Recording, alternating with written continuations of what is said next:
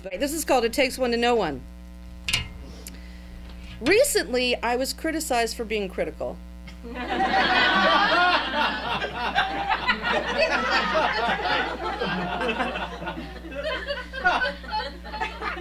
Shortly after that, I was judged as being judgy.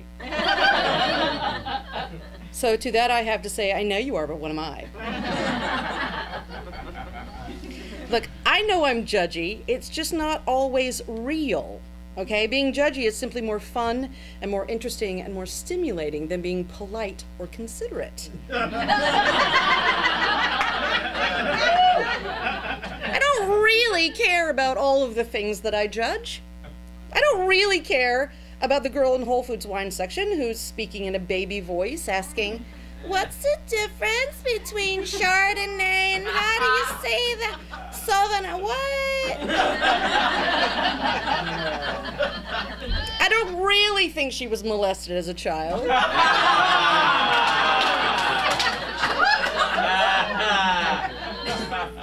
It's just funnier to say that I hope she was molested as a child.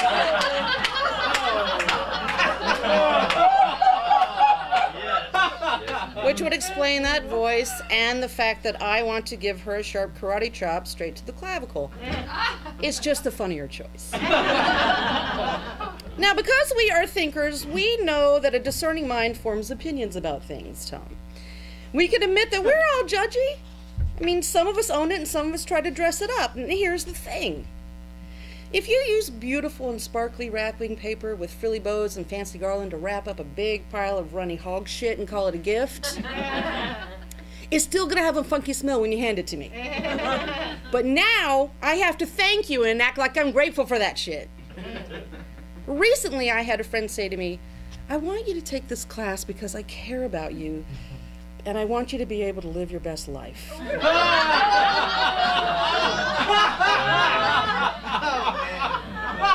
Such pretty paper.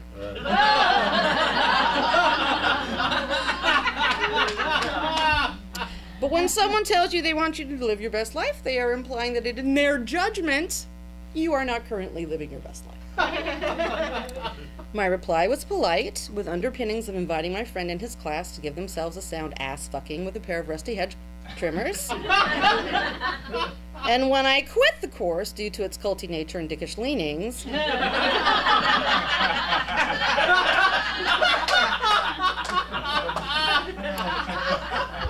I was asked, what are you afraid of, Alex? And I had to think about that, because I wrote an essay last month about courage, and I realized I'm afraid of lakes. I'm afraid of whales. I'm afraid of zombies.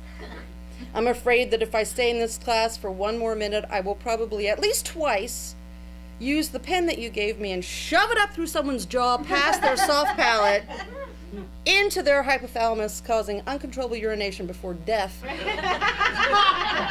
And then I would go to jail for the rest of my life with women in jumpsuits, no makeup, and bad haircuts, and I am definitely afraid of that.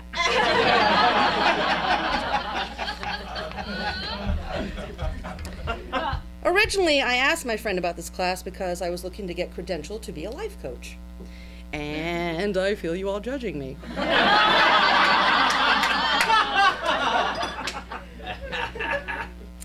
But here's the thing, I pseudo-life coach my friends and strangers in line at Starbucks all the time. It's one of my favorite things to do, and it's one of, if not the only incidences during which I can actually, not always, put aside my judgment and try to help, because helping feels amazing, and if you haven't tried it, I highly recommend it. Indiegogo.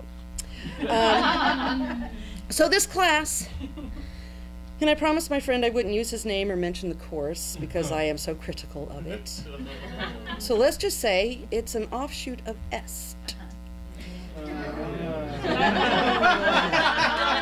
Now, for those of you under the age of 40 in here, if you were to Google EST, you would find that a very smart fellow started a seminar in the 70s which was meant to condense years of therapy into 60 hours. When you couldn't pee. Right? You still can't.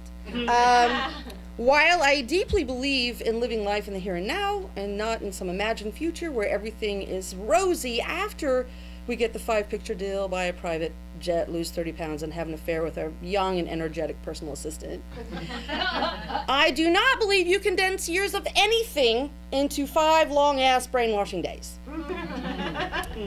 S was harshly criticized because of exercises that were called primal and breakthrough, in which people had to hold hands in a big circle and vibrate or some shit, or lay on the floor and scream into a pillowcase filled with their childhood underpants, or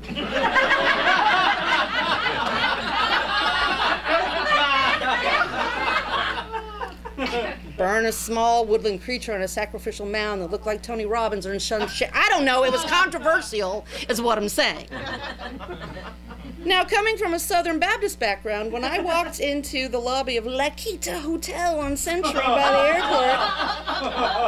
airport, these are clues. The creepy group experience of this thing looked a lot like Jim Jones meets a Match.com stir event meets Bieber fever. And it really skeeved me out on a level I can barely find the words to describe. Now, before I fully shit on this thing, I want to go on record as saying it works for a lot of people. Please don't pull me over in the lobby later and tell me how a similar course changed your life and caused you to stop blaming your mother for your intimacy issues because she dressed you up, you know, like the opposite sex and called you Jessie for the first 6 years of your life. Please don't do that. I've had enough debate on this program. I don't need a single other argument about it for the rest of my days, which, according to this class, are going to be miserable and unfulfilling. It works for some people, but for me, I have some criticisms. To complete the course, there are 3 levels. I completed the first level, and I feel like I am due an accommodation, or a Stanley Cup-sized trophy, or a statue of my likeness at Griffith Observatory, or dubbed an honorary superhero or something, because I had to partake in such exercises as kneeling on the floor in front of an empty chair, imagining it's my mother, yelling criticisms in anger at an empty chair in a dark room with 149 other people doing the same thing for 5 minutes. That's 300 seconds, motherfuckers. And it's not that I'm not game, I'm an actress, I like space work. It's just that I already did that for reals with my real moms. So I'm good, thanks. I'm good, I don't need that exercise. But that's not how it works. You don't get to pick and choose the humiliating exercises you are directed to complete in front of 149 other people. Because if you were to say, you know what, this really doesn't work for me, I'm not feeling this, it doesn't make me feel as though it makes me sort of feel dishonest, like I'm being inauthentic. And the reaction would be to ask you, what are you afraid of, Alex? Repeatedly, over and over, even though my answer never changes. And the other super fun thing that happened in that first level was if you don't use the language that they dub empowering, the whole room would yell, resistance! Mid-sentence. Oh. Not in the cool, like, Les Mis, power of the people way.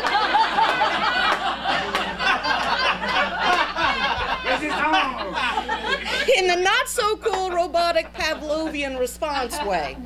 So if you said, you know what, I'm going to try to be more open, they would yell, resistance! And you'd go, oh, okay, all right, yeah. No, I'm going to be more open. Resistance! No, you had to say, I'm going to be open. Even if that shit was a lie, and it usually was. You had to lose try and more because those were excuse words.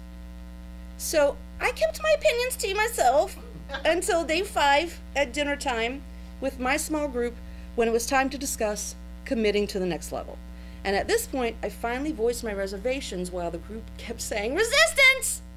To which I replied, I heard you! I'm sitting right here. I'm fully admitting I'm in a place of resistance. Your yelling it at me is not going to make me want to resist any less.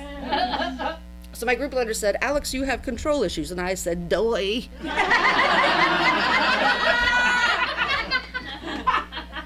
And he said, you can't control this table. And I said, watch me.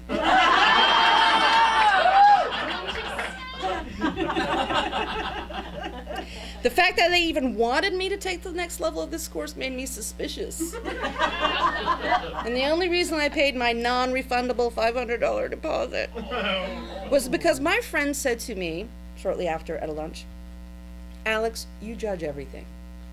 You think we don't feel that? Most of us close to you live in fear of the day you will judge us. And that made me feel less than. Pretty clever, sis.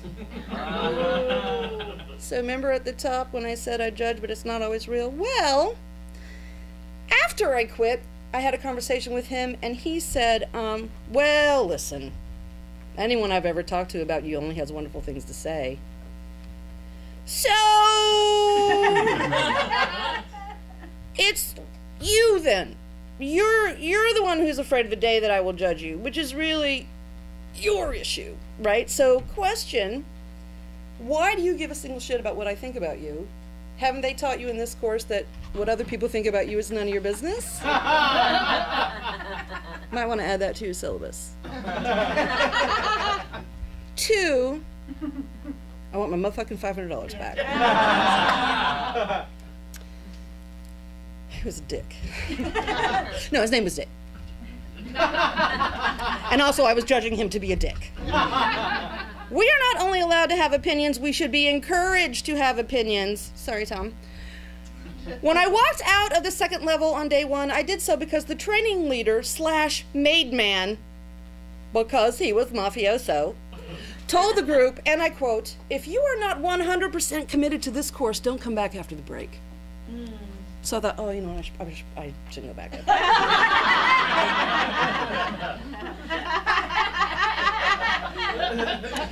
And then he said, if you're not willing to take part 100% in every exercise, don't come back after the break. And I went, well, I learned my lesson the first time, and I told you that I'm probably not going to take part. I probably should go back after the break. And then he said, I'm not here to argue. If you aren't willing to just embrace what we are here to impart, don't come back after the break. So first I said, seek Heil. And then I thought, oh, I definitely cannot come back after the break. So when I told them I wasn't going back after the break, first they said, no, don't sweat that, just go back in. And I was like, so that was all like a crock of shit that he just handed me right there? And they were like, no, you're gonna have to do all the exercises. I was like, okay, but I'm not going to. Now go back in, Alex. I said, no, I'm happy to go back in as long as we're all on the same page, because I'm not 100% committed, and I'm not probably going to do all that, and I have a lot of questions. So then they asked me what I was afraid of, and my answer changed. And I thought, well, first I'm afraid I'm going to bite the fucking lips off your face so you can no longer form the letter F.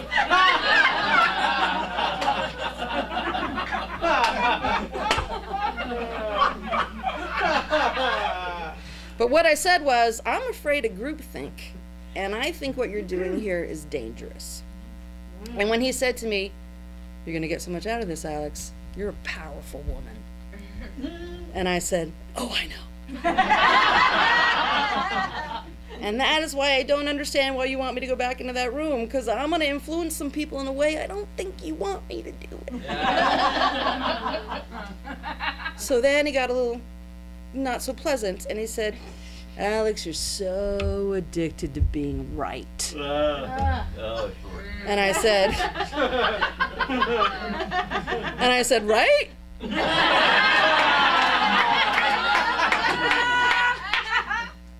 And then he didn't quite get it, and I said, you get that you're suggesting I shed my addiction to being right by claiming that you're right and holding on to that pretty hardcore. You get that, right? He did not. So then this self-help volunteer finally said, my perception of you, Alex, is that you are, and then he said 5 things, let's see if I can remember them. Defensive, angry, self-righteous, closed-minded, something else because I shot off after closed-minded.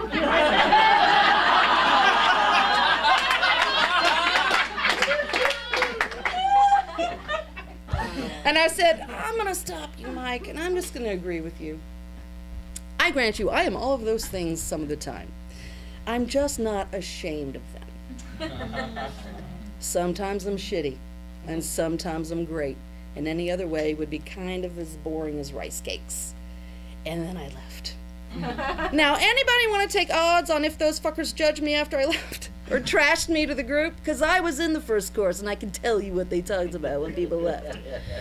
But here is something really valuable that I learned from this class. Apparently, if you say, I perceive you as, before you say shitty, horrible, damaging things to someone, then you are not a cock gobbler. Because you're not saying it's true. You're just saying that's your perception. So I think this is a good tip. It's all going to come in handy for all of us at some point. You're welcome. You're welcome. And here's the wrap up. I'm rubber and you're glue. Because if we're doing it right, we're all judgy. If it's getting in the way of making real human connections or being happy or succeeding, then by all means, go yell at a chair in a dark room. For reals. But if I were life coaching you, I would suggest that you look at the things that are wonderful about you and focus on that. Criticize that, motherfuckers.